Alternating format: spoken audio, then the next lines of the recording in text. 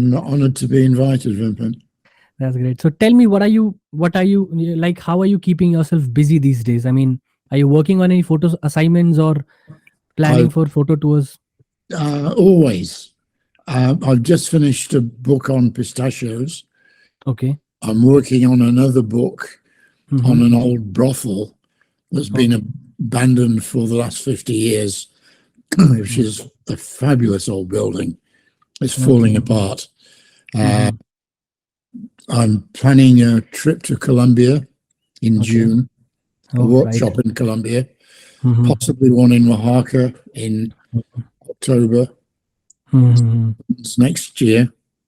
Okay. So I'm, Have you heard about like Chandni Chowk? I know Chowk really well. I So spent I'm. I spent 3 years in India. Oh, right. You have mentioned that And in I the was in email. Delhi. I was in Delhi that was my hub. Okay. So I you know Delhi like inside out. I used to. I don't Okay. now. So No. when was the last time you visited India? Uh, Probably 6 years ago. Okay, for a photo tour? Yeah, Okay. 6 or 7 years ago. Prior to that, in the 80s, 1980s, I was Okay. there for months at a time Mm-hmm. working on stories. I did 2 National Geographic pieces, Right. a story on Jainism, Mm-hmm. another one on silk, Right. another one of the architecture of Shah Jahan. Mm-hmm. Mughal So, architecture. yeah, Mughal architecture. Based Great. around is the Romance of the Taj. The Right. book that was published was the Romance of the Taj. Mm-hmm. Yeah, so I still know India pretty well. That's I, great. I That's have great. I'll have a love-hate relationship with the place. With India, we'll cover that like Yeah, in the later part of the interview. So my question is, tell me if there is anything left for you to achieve, Bob. I mean, after achieving so many things in photography industry, what is it that still motivates you or that still drives you? I'm a compulsive photographer. I sometimes I wonder why I'm shooting because there's no longer a market for what I'm shooting, but I Hmm. can't help it. It's a compulsion. I'm Okay. seeing things. I'm always looking and seeing. Mm-hmm. Most people look but don't really see. Hmm. Right. I always I, tell students that you have to get to the stage when you're looking analytically and really right. seeing what's in front of you. Hmm. So I'm doing that all the time. I don't feel I've really achieved very much. Still. It's odd. It's really odd, Vipin. I still feel I came into photography as an amateur. Hmm. I was a city planner Hmm. when I first started. Right. My postgraduate degree is in city planning. So Right. I worked in local government for nearly 14 years. Hmm. My dream was always to be a photographer. That was Hmm. my goal. Right. And it took me 14 years to get out of local government and into photography. Hmm. I jumped into photography without any training. I'm completely Okay. self-taught. Hmm. And the area that I've always been really lacking in is the Hmm. business side. Right. I've always been a decent photographer, Hmm. and I can think analytically and shoot stories Right. and produce strong images for those stories. But the business side of it, I'm hopeless. Right. I get an assignment in India, for example.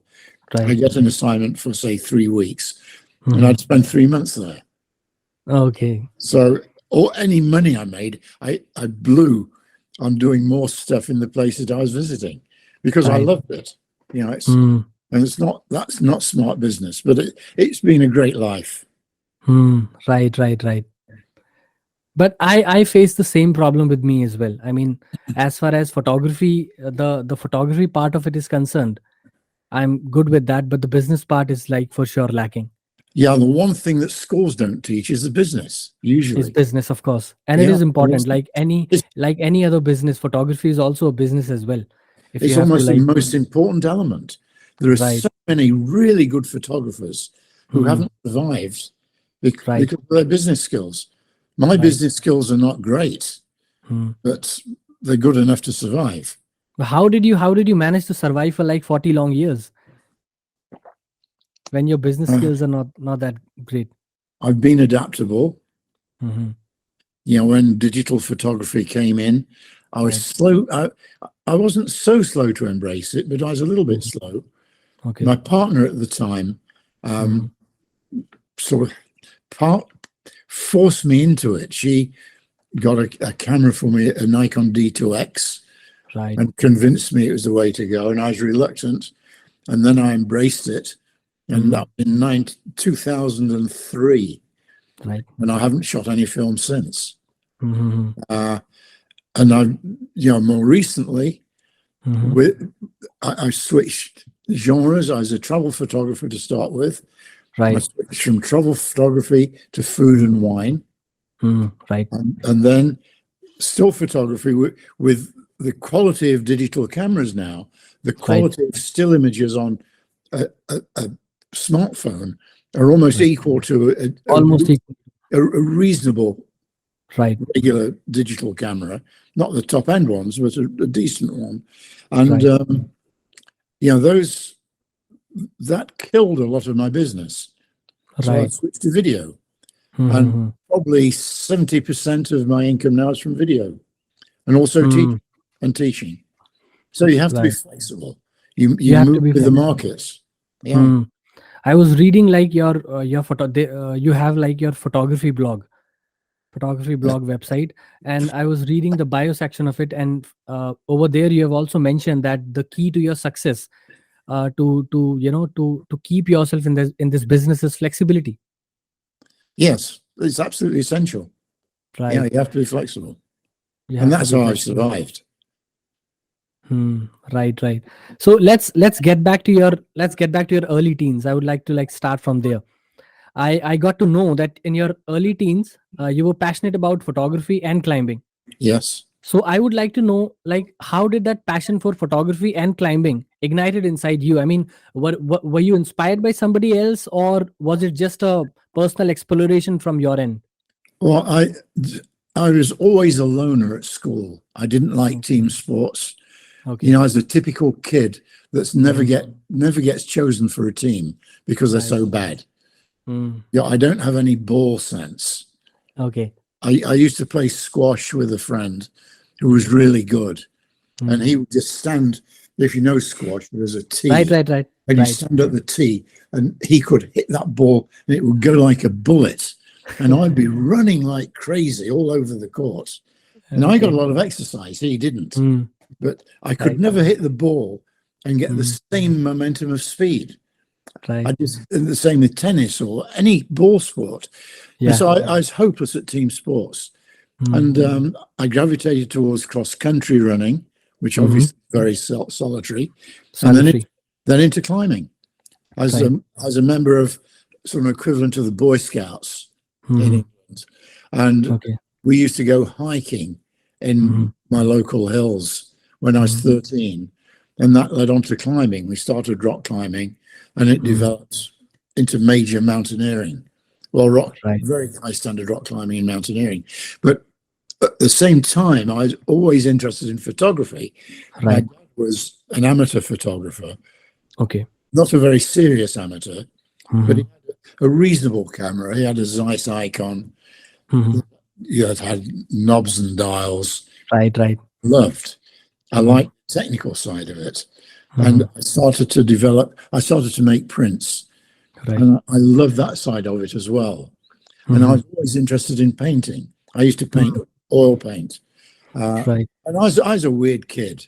I'd Mm. spend days in my bedroom oil painting. I've still Okay. got some of those paintings. And Uh, you're inspired by modern paintings as well. You've mentioned it yeah, like that's everywhere. my main. I think the thing that has really molded my vision over Mm-hmm. the last 40 or 50 years is Right. my love of abstract expressionism and a Mm. lot of modern painting schools. I Right. really resonate with them. I'm not saying that that's a way for every photographer to go out Mm-hmm. and get inspiration. That's Mm-hmm. happens to be what I resonate with.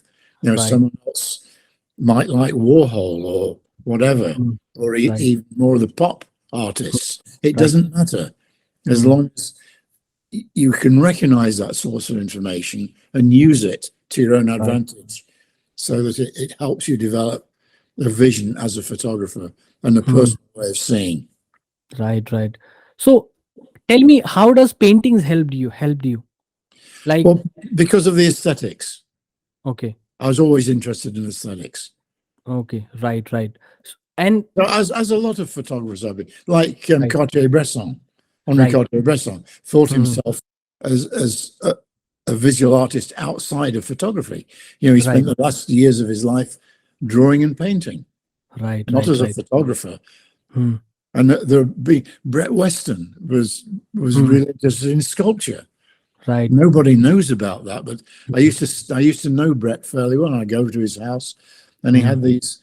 I didn't think they were great, but they're interesting pieces of sculpture that was a passion with him. So, And and are you into movies as well?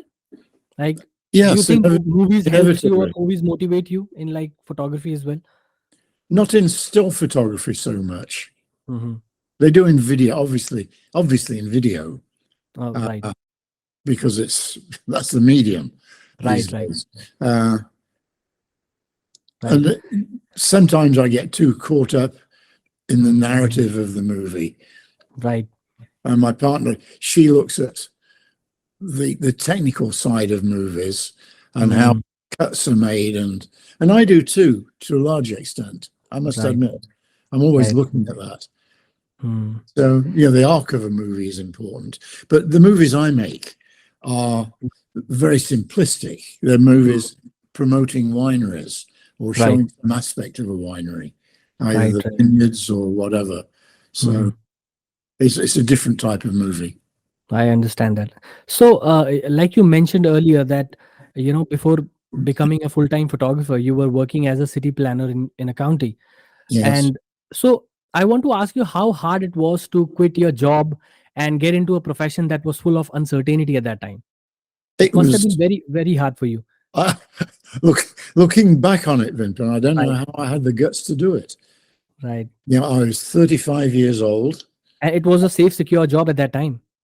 Oh, it's absolutely secure. I got 6 weeks vacation a year. Okay. I got a 2% car loan. Okay. No, sorry, I got a free car loan and a 2% mortgage. Right. And absolute security. And I was the deputy. Right. Okay. And my dad thought I was absolutely crazy. He thought I was idiotic giving all that up. Right. But I had to do it. You had to do it. I was determined to be a photographer. And eventually, my dad was happy that I did, but to start with, because I didn't have any experience as a professional, or minimal. I'd been on a couple of big expeditions, climbing expeditions. I'd done something for the BBC with the Queen. Right. And also, I would like to stop you here. I would also love to, love you to, if you could just tell this story about your chief executive giving you that ultimatum of. Oh, yeah, that was interesting. I worked for a fairly small county in England, in the North Midlands of England, in Nottinghamshire. Right. And the chief executive of the county had been promoted from an even smaller local authority. Okay. He was very pompous and self-important. Right. Yeah, the guy was a jerk. And I got this assignment. My ex-wife was a BBC producer. Okay. And through her, I got this assignment to photograph the Queen's Jubilee tour for the BBC.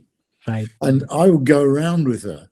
I was one of 3 photographers that got what's called a Royal Rota Pass, which there's people who've got the highest clearance, and they only give a small number of these out, and there's just 3 of us. So there's me and 2 bona fide newspaper photographers.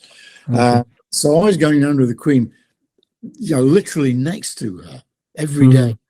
And I remember one night we went to a reception at Nottinghamshire County Hall. It's a huge deal. Yeah, it's a huge deal. And I was there next to the Queen. and she would go down this receiving line of sort of the local dignitaries, Right. and Albert Hodder, who was the chief executive, Okay. Albert was at the far end of the receiving line as one of Okay. the minor people, and I Okay. was sort of nonchalantly standing next to her, walking down with her and Prince Philip, and he was beside himself. He called me into the office a week later and told me I had to decide what I wanted to do, whether or not I was going to be a photographer or a planner. Right. He just hauled me over the coals. And then to make it even worse, I gave a talk at the local Rotary Club, Yeah. guest of honor, and he was sitting way down at the table. So there's a minor guest at the Rotary Club meeting, and I was a guest. And you must have feeling like over the moon at that time. Well, it had a certain satisfaction. Yes. Right. I can understand that. Yeah. So in 1975, you accompanied British Everest expedition. Yes. And in 77, you got the chance to accompany the Queen that you just mentioned. Yeah. Yeah. And it was at that time you quit your job and you get into professional photography. I quit my job in 79. 79. Yeah. Okay. And 1 year later, you got the chance to work for National Geographic. Yeah. In 1980. Yes. Yeah. Yeah, it's like every photographer's dream to someday work for National Geographic. Well, when you're at an early stage as a photographer, right, you think you're great. Right. For Yeah, sure. you think, like this. I'm a National Geographic photographer. Everybody thinks like I that. should be working. And looking back on it, it was embarrassing because I really was. And I look back on some of those early assignments. I've been going through the photographs this week, in fact, and some are embarrassingly bad, really, really bad.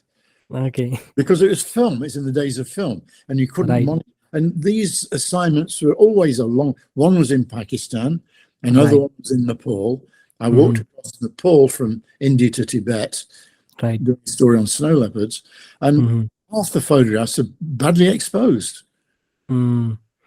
Unforgivable. Unforgivable. And digital photography has helped a lot now. Oh, with digital, you get instant feedback, and you can Right. adjust them. Mm. You can use programs to adjust them. You can to a adjust them, remarkable and if you degree. don't like the image, you can delete them right then and there. Yeah. But with film, it must have been very hard at that time. And the worst thing was you had to send the film. I had to send the film back to Washington, straight to Geographic. So Right. I never got to know what was on it. It would be packaged up. I'd ship it to Washington, and then just keep on shooting. Right. So it was. It was hard. It was difficult. Yeah. It was difficult. And So and until 2003, I Right. traveled all over the world doing this with film. I don't know. I had the nerve to do it, but I got increasingly competent technically over those 20 years. I Right. became a very good technical photographer, Right. which was good training for digital, because now with For digital, sure. For sure.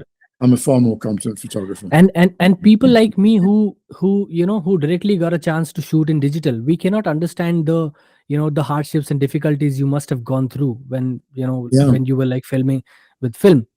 Oh yeah, it was And film nerve-wracking. and the technical aspect of film photographers is amazing. You didn't really think about it though, because Right. it's what you did. You didn't have any choice. There was only film photography, so you just did it. But I don't know. If I had to go back to it now, it'd be totally different. I'd be scared stiff. I'd be very, very nervous.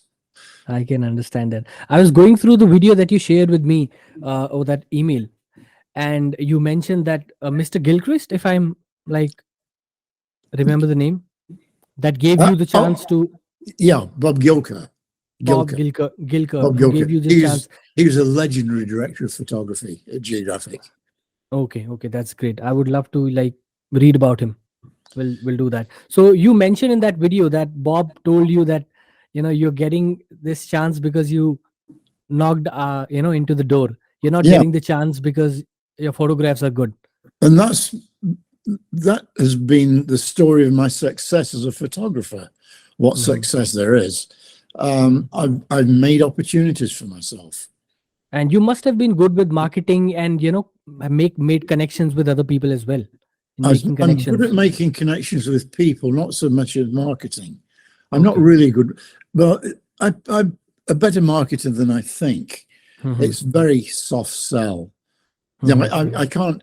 In America, Right. people boast about themselves. You know, Hmm, they'll send a marketing hmm. email out saying that, you know, they're the best photographer around, you know, the Right. #1 wine photographer in California or whatever. Right. And I can't do that because I know it isn't true. Hmm. And Right. you know, as a Brit, we tend Hmm. to downplay things. Right. And I find it impossible to boast about what I do. I find it embarrassing. Hmm, hmm. And do you think it happens because we are like self-learned photographers, self-taught photographers? So we never reach to a point where we think that, okay, now I've arrived and Yeah, now I know I everything. still think I'm an amateur. Right. And I am in the true sense of the word because I love it. Hmm, You know, I hmm. am an amateur. I'm a photographer because I love it. Right. And, you know, friends often ask me, well, you know, when I see people I haven't seen for a long time, they ask Hmm. me if I've retired. And I Okay. always say, what would I do if I retired? I'd take up photography. Right. So why not get paid for it? That's true. That's true. So, yeah, really, I consider I haven't worked since I was 35. Hmm. In one sense, Right. I've just done what I love.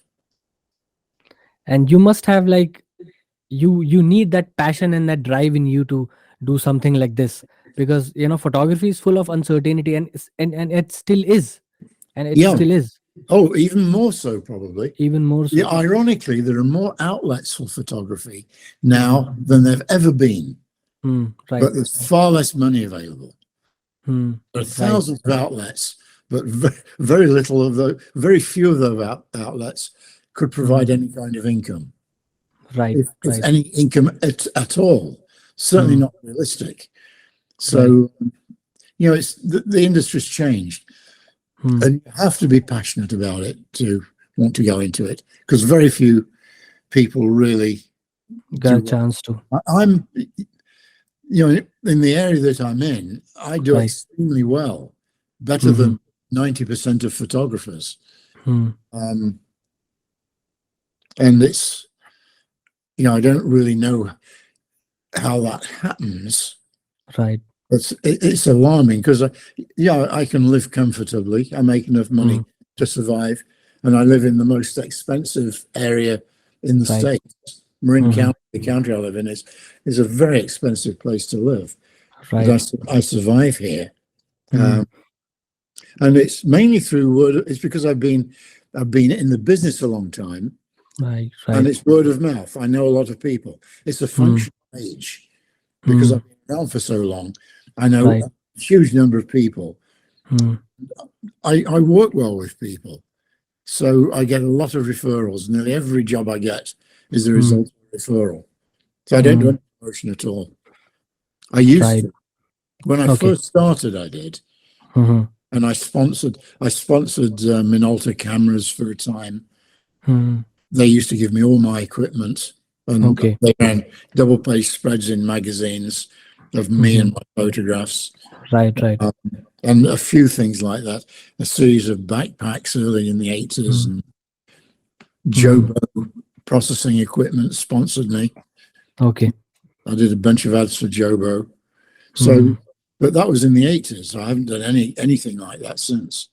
Hmm. And I want to ask you, what do you think are the challenges in front of like modern contemporary photographers these days, with technology, expanding so rapidly, and with social media expansion of that sort? What do you think are the challenges in front of photographers these days, Well, according to you? I think I think the possibilities now are Hmm, really, really exciting hmm, with the technological developments. hmm. You know, Ansel Adams, who was probably as traditional a photographer as you can get, Right. shoot large format and a little bit of medium format. Right. He showed me photographs that he could never print. It was Hmm. technically impossible to print the negatives, At that and time. manipulate them on what's called a Cytex Hmm. machine, Okay. which was, I guess, you know, it's an incredibly expensive piece of equipment that printers used, and he'd go to his printer in the Bay Area and Right. use this Cytex machine. He showed me prints that had been made using this machine. And really, is that the first, what we have now is Photoshop, and Right. really an early form of Photoshop. Mhm. And Ansel would have embraced all the digital. Well, he embraced it before it was available. Right. You know, he was already Mm. messing with the digital stuff, although very few people know that. Right. But there's some photographs in his books that are digital photographs. I've And, you seen know, that. they were shot on large format, but Right. the final image was from a digital file, a Right. Cytex file. Mm. So, you know, he would have embraced everything as well. As far as social media is concerned, I don't know, I've got mixed feelings about it. You know, it's difficult to say I'm active. I'm present on Instagram. So you don't use Instagram that Facebook. much on a regular basis? Uh, No. I go through phases. I try to. I've got Okay. a decent number of followers. Right. I think I've got over 15,000 followers now, Yes. and I sort of enjoy doing it, but I always feel that I don't just post on Instagram for the sake of it. I Okay. always feel there should be some message behind the image that I post. That's Either true. photographic information, a Mhm. teaching point. Mhm. I need something to say, Right. and that takes effort. That takes effort. Yeah. Right. In fact, I'm going to post something in the next few Mm. days, but Right. I do post regularly, but not frequently. Yeah, I've seen your Instagram account as well. I mean, and you know, the thing with Instagram is that they're constantly changing their algorithms, and I don't know if they're supporting Yeah. photographers now or not. They are just for supporting reels and short Yeah, format exactly. content. And I've never done a reel. Right. I don't really understand them. Yeah, that's one But area that I'm also not concerned about, or I'm not good at. yeah, I have a friend who is a professional blogger. Okay. She travels continually blogging Mhm. and survives very well doing it. She makes a Right. decent living, but Mhm. she puts all her energy into reels, and they're very Right. well done. But they're a Mm. different demographic. She's 50 years younger than me. Yeah, that's right. She's a young kid relatively, Mhm. and she's able to put these things together with very fast-paced music, Right. and they're effective. And she's got a big following, and as I Mhm. say, she gets lots of sponsorships and makes a good living. But that's Right. not. I can't do that. It's not what I'm That, all about. but It that's isn't not me. photography. But that's not photography. No, it's not. You're right. It's not. But for It's not. workshops, it grabs people's attention. For sure, for sure. It grabs people's attention, but I've seen that, nowadays, a lot of photographers whom I used to respect a lot, they have started doing all those nonsensical things just for the sake of engagement and just for the sake of number game. Yeah. Well, Dave You know, Harvey does. I don't know if you know Dave Harvey. no, David Allen Harvey. no, I haven't heard about him. He was a Magnum photographer Okay. in the States, and he's doing reels and that stuff now. He also Okay. posts stills, but a lot of photographers are doing reels, and I've Right. got to embrace it at some time for the workshops, but I haven't yet. So, Bob, you just mentioned Ansel Adams here, and Yeah, I want to tell you that I've been a huge Ansel Adams fan, and I got to know that in 1976, I guess you got to meet the person, you got to meet Ansel yeah, Adams, yeah. and you also did a story on him as well. Well, that was a result of knowing him. Okay, Yeah, that's how I got into geographic. okay. That's almost a direct route. I met Ansel in London, Mm-hmm. and we spent some time talking, Mm-hmm. and he invited me over to the States Okay. to see him, sort of casually. So, yeah, if you're ever in California, come down and see me. Okay. And a year later, I went to California Mm. and I called him, went down to see him, and I stayed with him for several days. He's Mm. incredibly hospitable. And I couldn't get away. I Okay. kept wanting to leave and do other things. And he'd invite someone over to dinner, Mhm. Maggie Weston came one night, who was Edward Weston's daughter-in-law. Okay. Maggie came over, the leader of the Boston Symphony Orchestra, come Mhm. stereo. And every night there'd be some other person invited over for dinner. And I got to know him really well, obviously. And Mhm. then a couple of years later, I moved over to live. And Mhm. the first person I contacted was Ansel. He introduced me to friends of his Mhm. in where I live now. None of them are alive anymore, but Mhm. um, we kept up our friendship. And then a magazine, I didn't have any work as a photographer. I came over, I had no Mhm. way of making a living. Right. And the magazine had just started called Darkroom Photography, which was Mhm. a national newsstand magazine that happened to be published out of San Francisco. Okay. So I called the editor. Mhm. I saw a few copies of the magazine, Okay. and I did research, which is really important. If you get Right. whoever you're working for, do Mhm. some research to find out what they like. Right. And I saw these copies of the magazine. I saw they did a series called Masters of Photography every Right. month, Mhm. and they'd never done Ansel. Mhm. I made an appointment to go in and see the editor, and I said, would you like an interview with Ansel Adams? And she Mhm. said, of course we would. Been trying to get one since the magazine started, but we haven't been able to. And I said, Right. well, if I go down and get one, would you like it? He said, Mhm. yeah, right. I'll believe it when I see it, basically. And Right. I went home. I called Ansel, said, oh yeah, come down, spend the night, take some photographs in the dark room, and Right. so on. So I did a whole story on him, and she was Mhm. so impressed by this, she put me on the masthead of the magazine. I That's became great. a contributing editor overnight. And then Okay. I did interviews with Brett Weston, a lot of Mhm. the greats that were alive at that time. Mhm. And then the way it led to Geographic was I thought, I don't want to be doing this. I want to Mhm. be a photographer. So I suggested to her, why don't we do interviews with some of the people that are behind great photography, like Right. the director of photography at National Geographic. Mhm. And so I put together a portfolio. I Mhm. arranged to do an interview with Bob Gilker, Mhm. and it was very difficult to get in to see. In fact, his secretary thought I was wasting my time. She said he rarely gives interviews to people. He said, I'll ask him and we'll get back to you, but I'm not optimistic. And then a Mhm. couple of weeks later, she calls me and said, Mr. Gilker's agreed to be interviewed. So Mhm. just let us know when you come over to Washington. Right. Went over with a portfolio. And that's the whole story about me getting through his door. Right. Right. Right. I engineered it. Right. He Right. told me later he didn't think the photographs were particularly good. They're okay. They were Mhm. competent. Right. The fact that I got through his door meant I could handle an assignment. Mhm. Mhm. Right. And that's a really important lesson.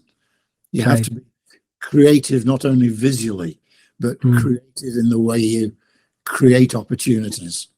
Right. How you create opportunities for yourself, and you have to just put yourself out there in front of people as Yeah. much as you can. Yeah, because all the stories I've done, like the stories I've done in India, Mm. I just go over, I get an assignment from a magazine. It would Right. usually be a very open-ended assignment for Mm. Jainism, for example, the Right. story of Jains. Mhm. It was a major story. I Mhm. did as much research as I could at home, but when Right. I was on the ground in India, I Mhm. remember spending 2 weeks looking for a group of Digambara. Okay. Okay. I think Digambara, the Right. naked, Yeah. the Shekambara, Digambas. Shekambara Digambas. Right. clothed, and Right. Digambara naked. Right. Right. And it's difficult to find them. And I Yes. spent 2 weeks in Rajasthan, Mhm. and I kept hearing rumors of this group of Digambar Jains wandering Mhm. around. And eventually I found them. They're having an 80th birthday party for one of their group. Okay. And they were great. Right. But, And you have shot but you're thinking on your feet all the time and all the time. asking questions. You're a reporter. It's Right. it's photojournalism. Right. Well, Right. it was, even if it's a straight travel story, like the Mhm. story I did on silk in India. I Right. had to do all the research on that, and then I had Mhm. to find the silkworm operations down. I was down in Bangalore, Mhm. then up to Madras, then up to Varanasi. I was all over the place following the trail of silk. Right. And what about Varanasi? You have been to Varanasi as well. I go as often as I can. Yeah, What do you what do you find like the most interesting about Varanasi? It's very well, crowded for sure. You love the obviously crowd, the Ghats are the right? Ghats are the interesting part of Varanasi, without Mhm. question, and that whole Right. area around the Ghats. Mm-hmm. It's incredibly atmospheric. Right. Early morning at the Ghats is phenomenal. Mm-hmm. Yeah, I was reading one of your blog in which you mentioned about your Varanasi, trip, and the way you mentioned about all the events that's happening around in the busy bustling streets of Varanasi. That was amazing, and the photos were like so captivating. yeah, it's overwhelming for a lot of Westerners, Right, right, but I right. love it. Yeah, I know India so well, I guess. Hmm. Even Chandni Chowk. We were talking about Chandni Chowk. Chandni Chowk earlier. Now, Right. I took a friend to Chandni Chowk, Okay. and I left him. I said, I've just got to go and do something. I left him in the middle of Chandni Chowk. He'd never been to India before, and he just Okay. freaked out. He got a rickshaw back to the hotel because Okay. he couldn't handle it. Right. I can Yeah, understand Chandni that Chowk, when it's busy, it's for rickshaws, sure. bikes, pedestrians, cows, everything. Hmm. I love Right. that. I love that. Hmm. Very exciting to me, and it's. I don't know whether you know the work of Alex Webb. Alex Webb, yes. Yeah, Alex's work I is. don't know that one. Who's that? My Alex, it's my Alexa. Alexa didn't know him. She's got to get out more. Right, right, right. No, Alex works with these situations brilliantly, and I've worked alongside Alex. We've worked on books together. Hmm. There's a series of books called Day in the Life. Okay. Day in the Right. life of countries all over the world. Hmm. And Hmm. Alex and I have frequently been together on those shoots. And Okay. I've seen him work, and he'll find something that really interests him, and then just wait until all the elements come together. Hmm. He's the best there is at that. There's no one that can match him. But I Right. love those situations where Hmm. you're just waiting for all the elements Yeah. to come together to make To that come one together. great image. And places like Chandni Chowk or Varanasi are perfect areas Hmm. to find those kinds of images. To find those decisive moments. Yeah. But yes, it is a decisive moment. It's a bit more than that. It sort of Right. goes beyond. It goes beyond the decisive moment. Right, right. They're very complex images that a lot of people find difficult to read. Hmm. They're not easy. Mhm. Decisive moment. The classic Cartier Bresson or Salgado Right. is relatively easy for anybody to understand and appreciate. Hmm. But the stuff that Alex does isn't. It's more Okay. complicated. You have to live with it. Right. And I've always liked photographs that have depth, Hmm. that you can look at for years and never get tired of them. They keep Right. giving you something. Every time you look at them, you get a bit more from that image. Right. I don't like photographs that are too simplistic. Hmm. Hmm. Okay. And there's this question that I want to ask you.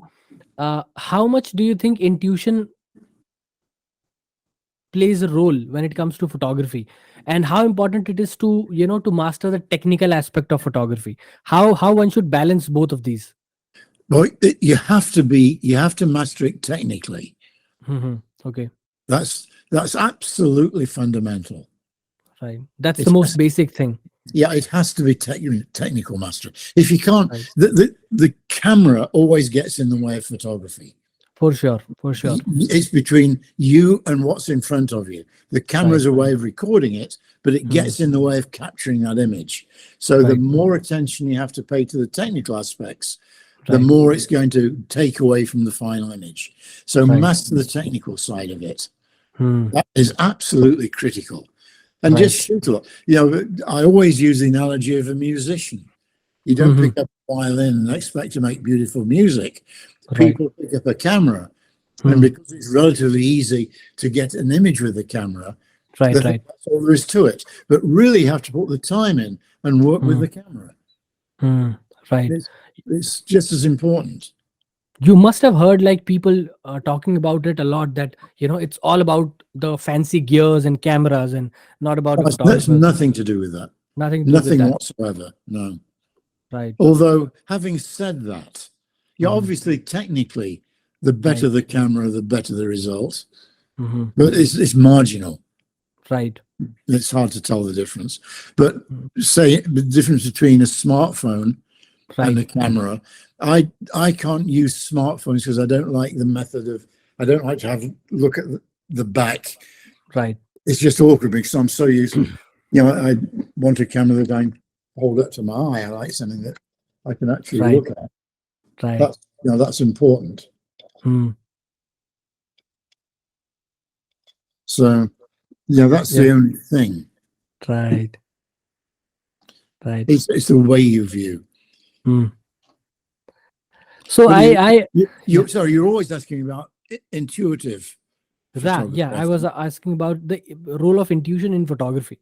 I think it's the way I shoot. It's all intuitive, right? Because I'm a documentary photographer, right? And it almost has to be intuitive.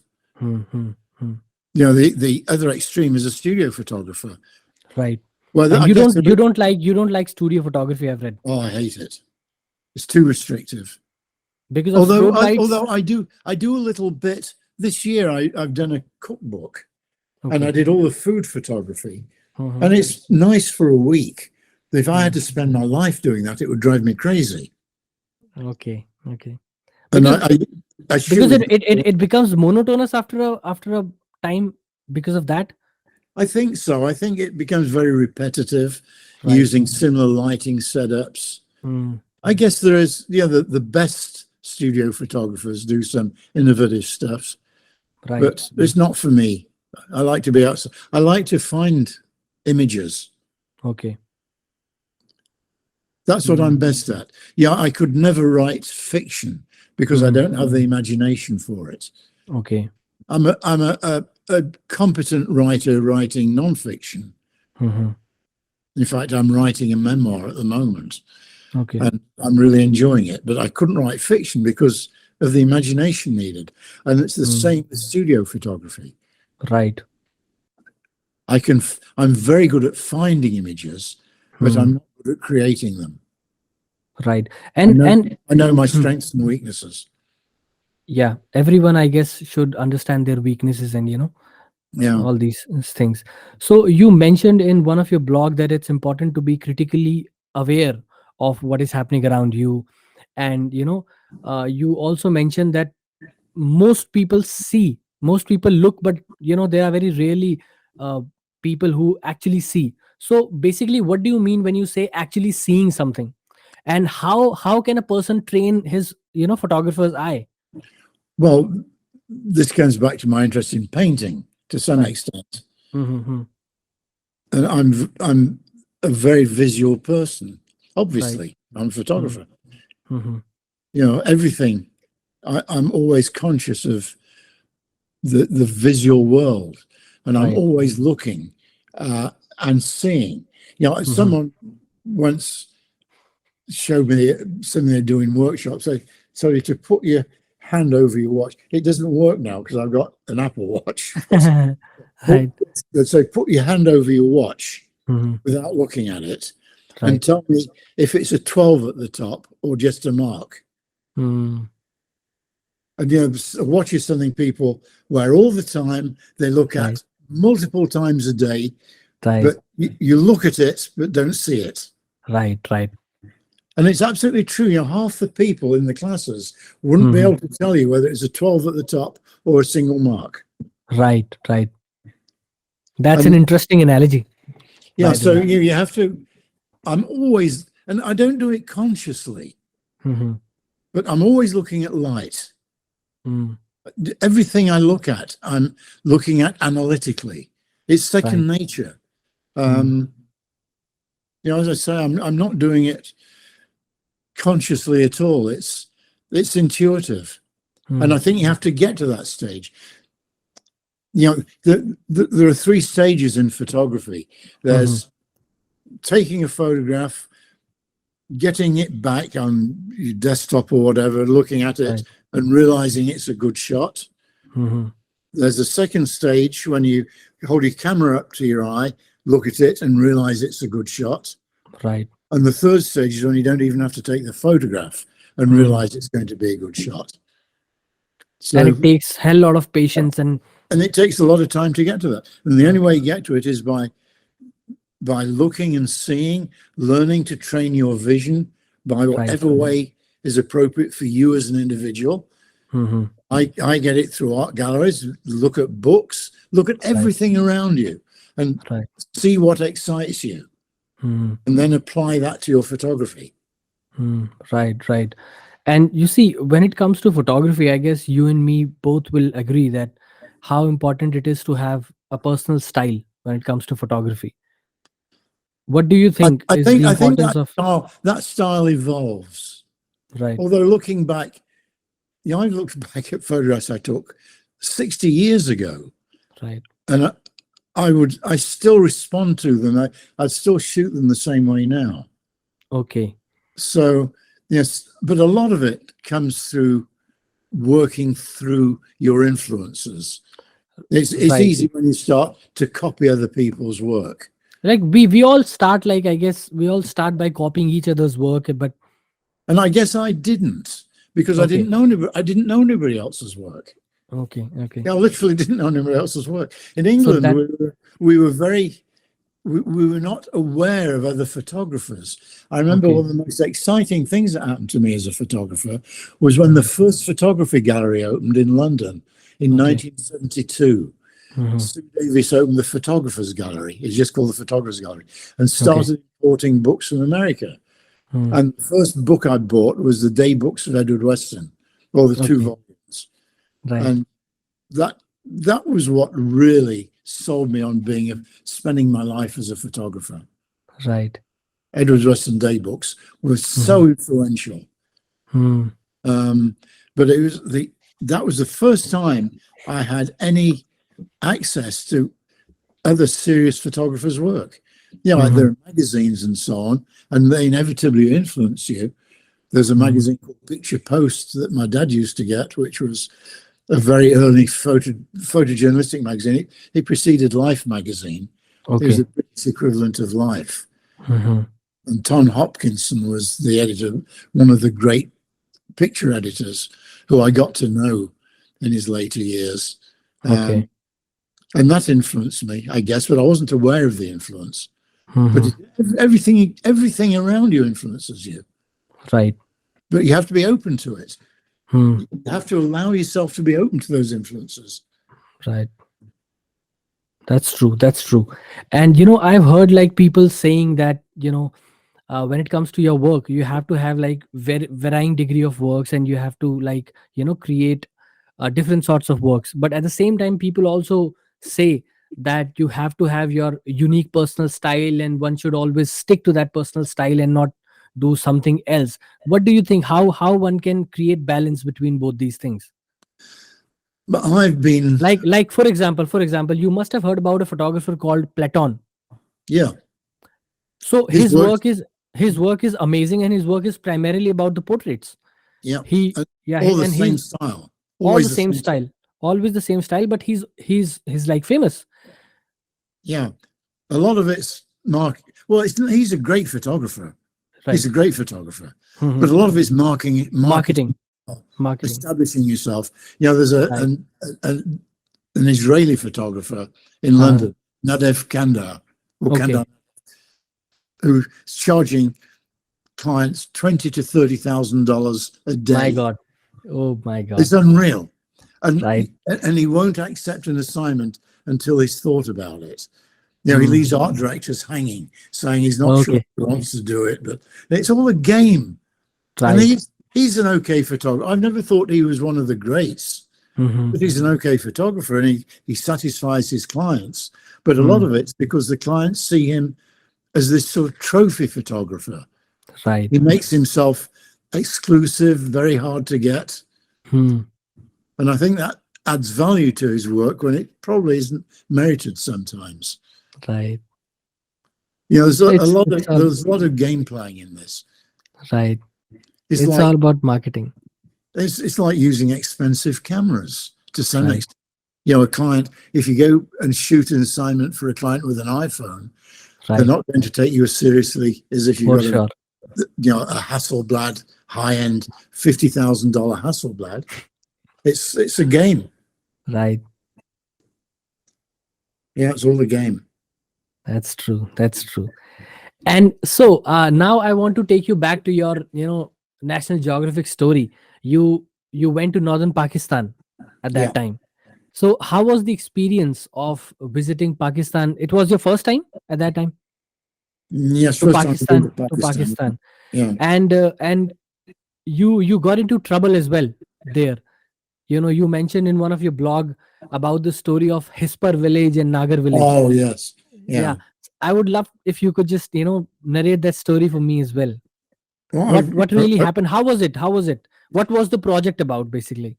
it was a huge international project jointly with Pakistanis, Chinese, and British.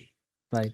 And it was a basically geographical sciences and geological sciences. You know, the Karakoram are at the junction of two tectonic plates, Right. Right. the Asia plate and, I don't know, European plate, Euro-Asia. I'm not sure what the, but because of this, yes, this tectonic activity is, there's something like 50 earthquakes a day there. Okay. Very, very minor. But every day you'd read 50 earthquakes or more because there's so much activity. Right. Volcanic Under the ground. Yeah. And we're measuring the depth of glaciers, looking at the ice cores to see how climate had changed over this millennium. Right. All kinds of geographical sciences. And I was there as a photographer for this, but I was also a climber because it's in the Karakoram. It was, right. It was very, very high mountains, not far from Timbuktu. And I was helping some of the scientists get to these very remote places on glaciers or on top of mountains or whatever. Right. And one of the Chinese scientists was in a very remote place on the Hispar-Biafo Glacier.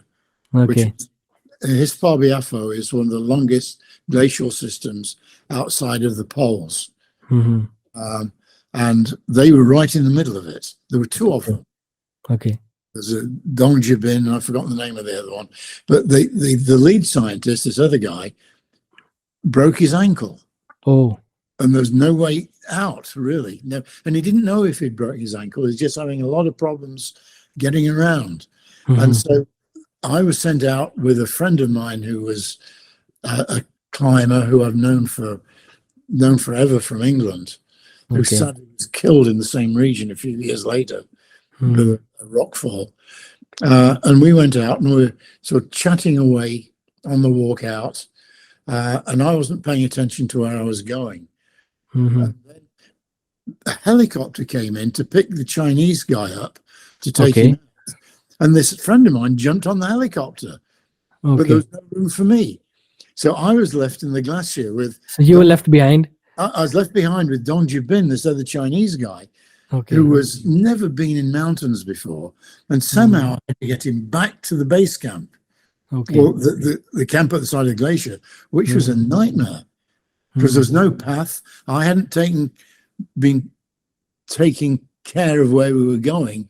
I hadn't been paying attention. I was too busy chatting to Paul Nunn, this friend. And we got back eventually. Everybody came down at that camp with hepatitis. And I thought I had too. I felt pretty sick. So I went straight back down to a village called Hispar, where we'd hide some of the porters.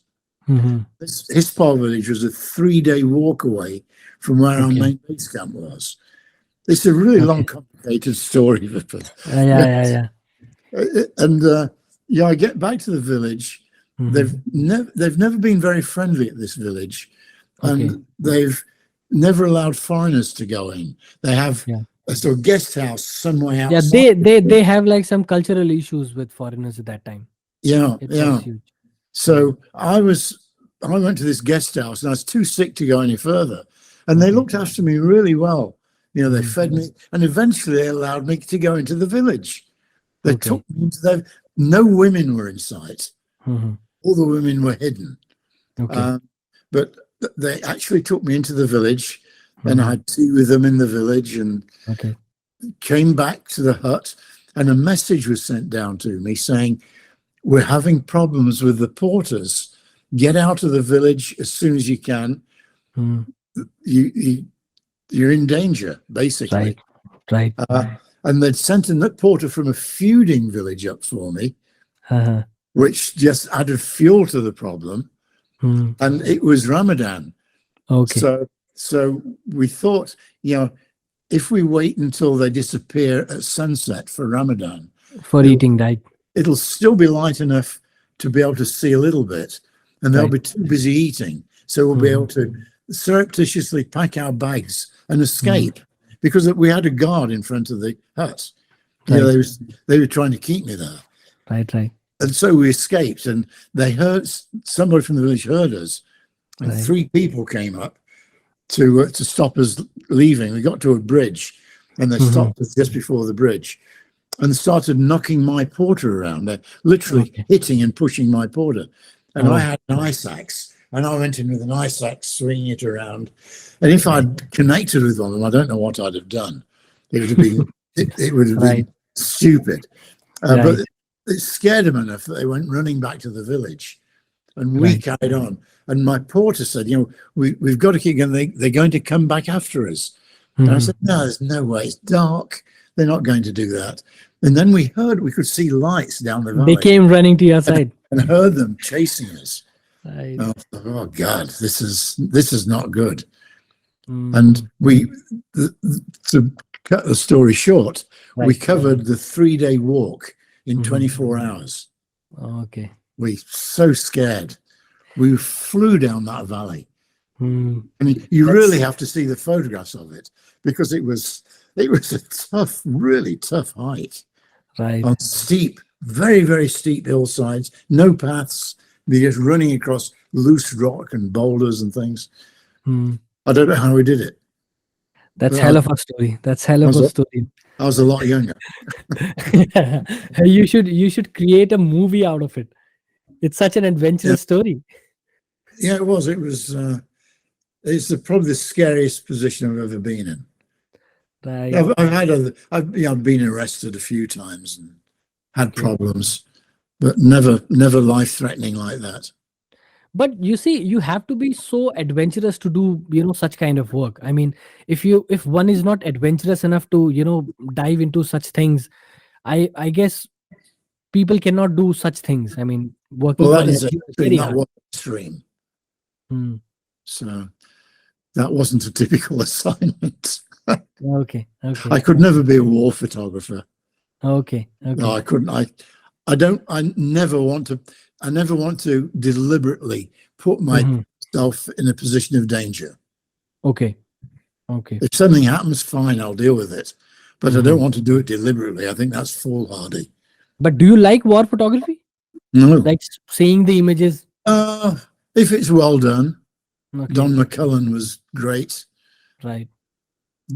James Natchway. Mhm. James Natchway's work I like a lot. Okay. Very powerful work. Mhm. But I like the aesthetics of it. Mhm. But it's always that's always a difficult question. One of the founders of Magnum, George Roger, Right. is one of the 4 founders of Magnum.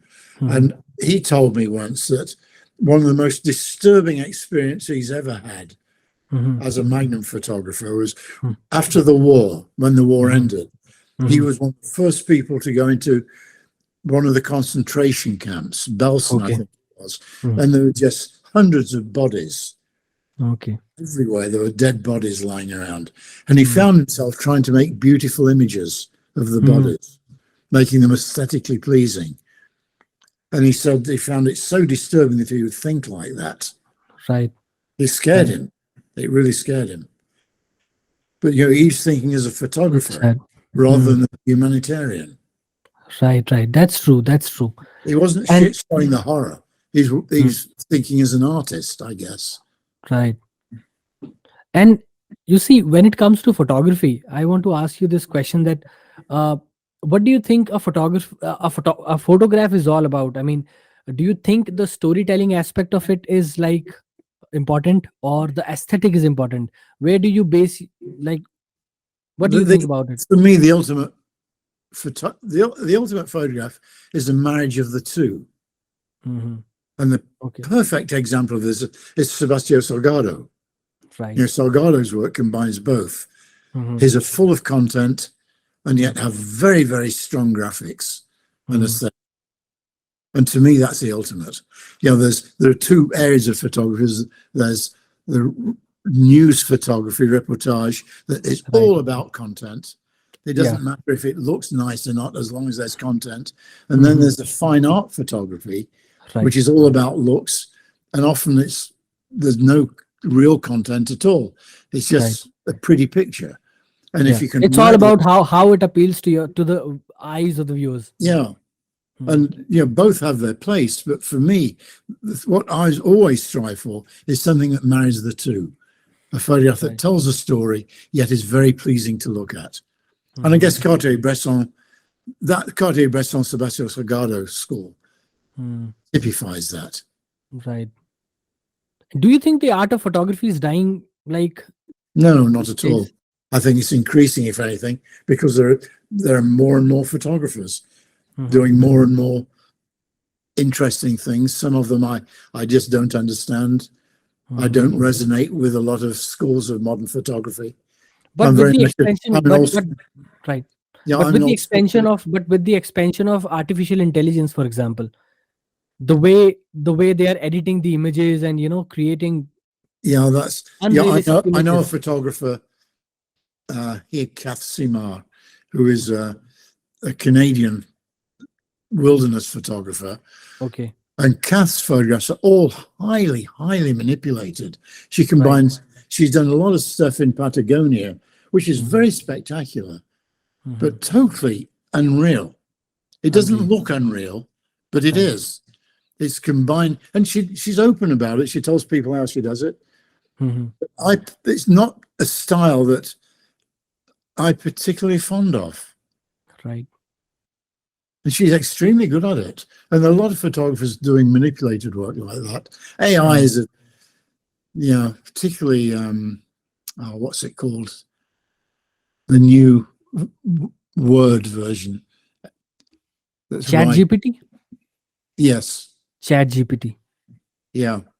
It's unbelievable what it's unbelievable. It's unbelievable. A friend of mine wrote a poem about me using it and did it in seconds. Just put a few lines in. I've tried it. It's uncanny. It's unbelievable. I mean, there's the other day I was like, hanging around on ChatGPT, and I just gave the instruction that I want a poem on photography, and I received that poem in like few seconds. Oh yeah. And the poem was amazing. Yeah, well, this one about me is because it's not only does it mention me, but it tells you about everything I've done. Right. It's just incredible. It blew me away. Where do you think we are heading with the artificial intelligence? Who knows? It's scary. I don't see it ever completely replacing the human element, but it will for a lot of things. I'm sure a lot of copy editing for advertising. Well, a lot of stuff. Small town newspapers. Right. And these days, I mean, please go on. It'll cut out salaries for people. Right. It'll be a huge cost-saving device. So inevitably, it's going to be adopted for certain industries. Right. I mean, you don't have to remember anything now. You just have to have an idea of what exactly you want the output to be. Just give instructions. You have to be good with instructions now, I guess. Yeah. And AI will do everything for you. Yeah. Right. So I was like, I was watching your videos on YouTube with Mark Silber. Yeah. Is he a friend of yours? I mean, But he is now. he's now. Yeah. Yeah. It's another instance of being around a long time and being found through third parties, by networking. Okay. Another photographer he'd interviewed recommended me to him. Mm-hmm. And then Mark and I became friends and did this whole series of YouTube videos. Okay. We're going to do some more. But Mm-hmm. I guess I'm not sure, but I guess he'll be my next guest on over here.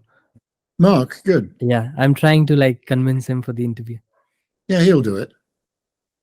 Yeah. In fact, let's see. I've got to call him. I'll tell him he has For to sure. go. Yeah. Or Please. I won't do another YouTube video with him. Thank you so much for that. Thank you so much for that. No, this is great, Vipin. I've really enjoyed talking to you. Yeah. Same here. Yeah. And tell me more about your workshops. We can talk about that as well. I've been teaching workshops for the past 40 years. Okay. But only seriously for the last 10, I guess. Mm-hmm. And we've been doing workshops predominantly in Asia, Vietnam a couple of times, Myanmar a couple of times, Right. Cambodia. And when was your last photo tour? India. The last one we did was Cuba. It was our third one to Cuba. Okay. And we're doing another one to Cuba next year, I think. Mm-hmm. And then before that, we did one to Oaxaca in Mexico. Mm-hmm. And we're going to repeat that again this year.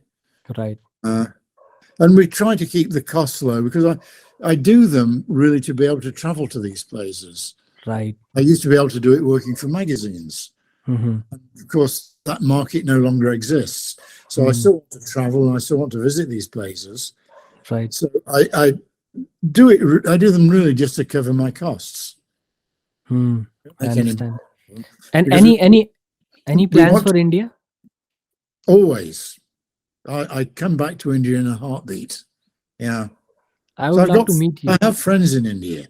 Okay. You know Raghu Ray? Raghu Rai, yes. Yeah. Amazing photographer. Yeah, Raghu. Legendary photographer from India. I haven't seen Raghu for a long time, but a lot of people I'd like to actually. Pablo Bartholomew, is he still around? What? Can you please tell me the name? Pablo Bartholomew. I think he's gone. Okay. I think he's don't gone. remember the person. There is Bharat Sikka. Have you heard about him? Who? Bharat Sikka. No. He's a photographer from India. His work is amazing as well. Not Bashkar. Bharat Sikka. Bashkar. Bhaskar. What's his last name? Bashkar. I've forgotten his last name. There's also a woman photographer whose work I really like a lot. She also paints. What's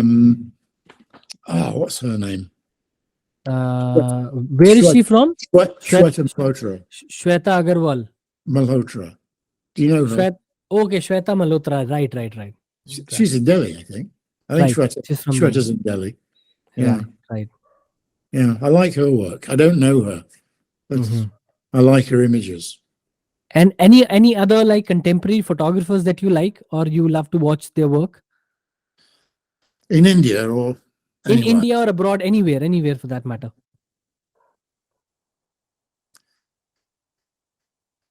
No one specifically. There are a number of people I follow, but they tend to be old school like me. Okay. But I'm always looking at stuff.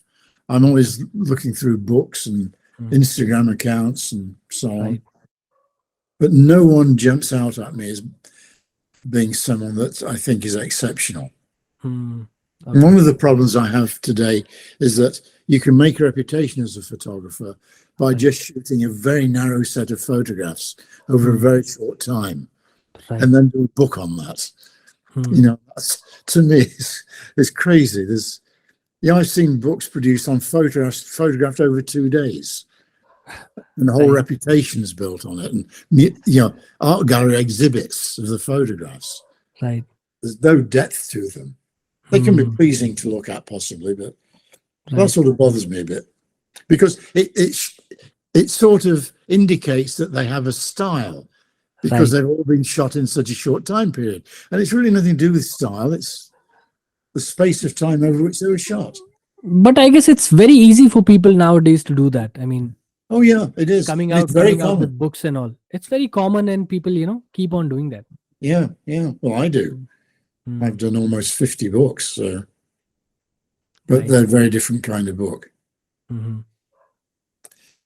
That's No, great. if anybody's interested in workshops, then Right. get in touch with me through Instagram or Sure, whatever. sure. I'll also share the link in the video as well. Oh, that'd be great. That'd be really Description nice. of the video as well. Yeah. And I would love to share my work with you as well. So you Yeah, can I'd love you can critique my work as well, my personal work, because I'm into black and white photography. Yeah, but a lot of portraits. Yeah, portraits and street style photography as well. It's Yeah. more or less fine art photography. I mean, 2022, my work, one of my image was exhibited at International Center of Photography in New York. And Really? That's yeah, great.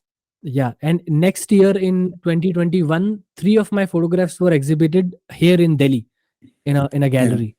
All black and white photography. So I would love to hear it from you. Like if you Good. could just critique Well, my work. I'd love to stay in touch. Sure. Please. And I would love to do that. hopefully we'll meet in person before too long. Sure. Whenever you visit India for a photo tour or for any purpose, I would love to get in touch with you. Yeah, me Sure. too. Sure. That would be great. Lovely talking to you, Bob. Lovely. You too, Vipin. Hopefully I'll talk to you very soon. Sure. Why not? Thank you so much for doing this. Thank you. Actually, I didn't really know what to expect. This has been far better. I than really love expected. the conversation. I really love the call. Yeah, your questions were really good.